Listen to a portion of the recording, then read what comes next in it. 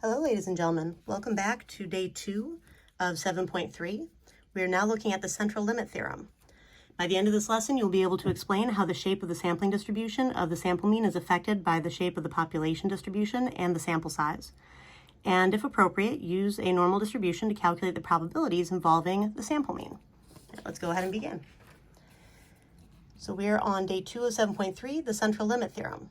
Now, previously, we were looking at normal distributions that came from a population distribution that was approximately normal.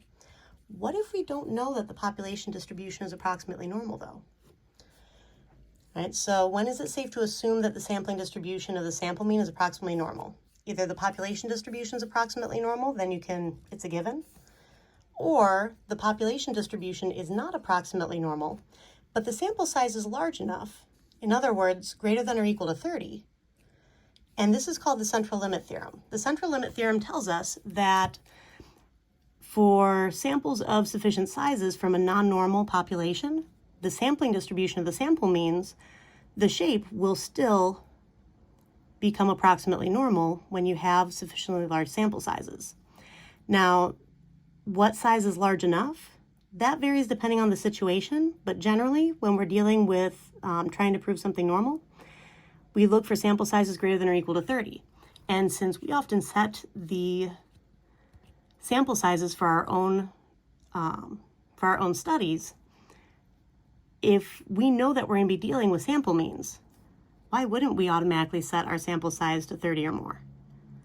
That way we can be assured that the shape of our sampling distribution is going to be, of sample means at least, is going to be approximately normal.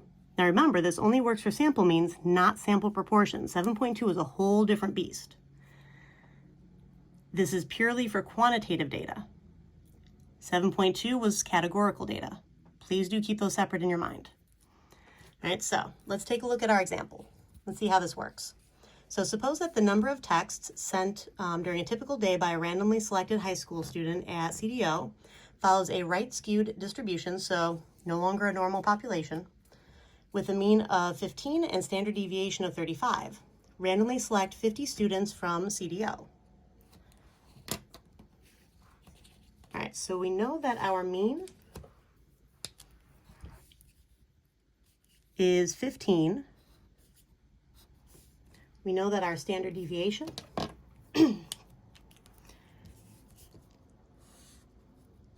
is 35. And we know that our sample size is 50. So let's see where all these pop up. Calculate the mean and standard deviation of the sampling distribution of the sample mean and interpret the standard deviation. All right, so the mean of the sample means, no matter what the shape happens to be, sample means are unbiased estimators of population means as long as the data is collected appropriately. Because it's saying randomly select 50 students, we're going to assume that random selection was actually done appropriately.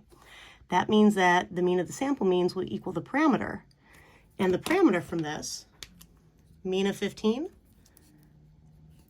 the parameter was the mean, so 15 texts. Now the standard deviation of the sample means is equal to the population standard deviation divided by the square root of the sample size as long as the 10% condition is met. So as long as we can assume independence. Now, if we're dealing with a large high school, then we should be able to assume that there are at least 500 students in that high school, which is 10 times our sample size. So we are allowed to use the standard deviation formula because the 10% condition should be met. All right, so we have our standard deviation of 35, which is where that top number is coming from. Population standard deviation, 35, so I'm putting 35 in place of sigma. Divided by the sample size. My sample size was 50 over here. That's why I'm dividing by the square root of 50. Now don't forget to actually take the square root of 50, not just 50. All right, you have to use the appropriate formula. Now when you take 35 divided by the square root of 50, you're going to get about 4.95 texts. So in repeated simple random samples of size 50, the sample mean number of texts sent during a typical day will vary on average by about 4.95 texts from the true mean number of texts of 15. All right, so we're still using that same old standard deviation interpretation, just modifying it for the current context. Now, what is the shape of the sampling distribution of the sample mean? Well, this time we know that we have a right skewed distribution, so we can't use the population distribution being normal because it's not. That's why we have to use the central limit theorem to show that the sampling distribution of the sample means is approximately normal, even though the population distribution isn't. Keep in mind, this theorem only works for sampling distributions of sample means, not population distributions. If we wanted to try to find a probability dealing with the population distribution, we'd have to do that through simulation. We would not be able to do that through a normal curve. However, because we took a sample of 50, right, 50 is greater than or equal to 30. So because the sample size is large, 50 greater than or equal to 30, the central limit theorem states that the sampling distribution of the sample means is approximately normal. All right. Now, because the sampling distribution of x bar is approximately normal and we were able to calculate the mean and standard deviation, we can actually define the curve for this next probability. For letter C, what is the probability that the sample mean is greater than 20? So I'm identifying that with my probability statement, probability that the sample mean is greater than 20. I'm identifying my curve as, so the random variable x bar is normal with a mean of 15, standard deviation of 4.95. I've drawn a basic normal curve. I haven't actually fleshed this out fully because I already identified the details here.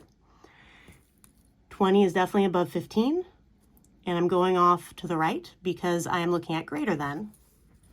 So remember, x bar is greater than 20. That gives us this part right here, x bar greater than 20. That's how I know that's the probability that I'm dealing with. That's also how I know that greater than means I'm going off larger than 20, which means I'm going off to positive infinity, which is how I know that right here I'm dealing with an upper bound of positive infinity and my lower bound is 20. All right, so I'm going to take normal CDF, lower bound of 20, upper bound going off towards positive infinity, mean of 15, standard deviation of 4.95. And if we work that out,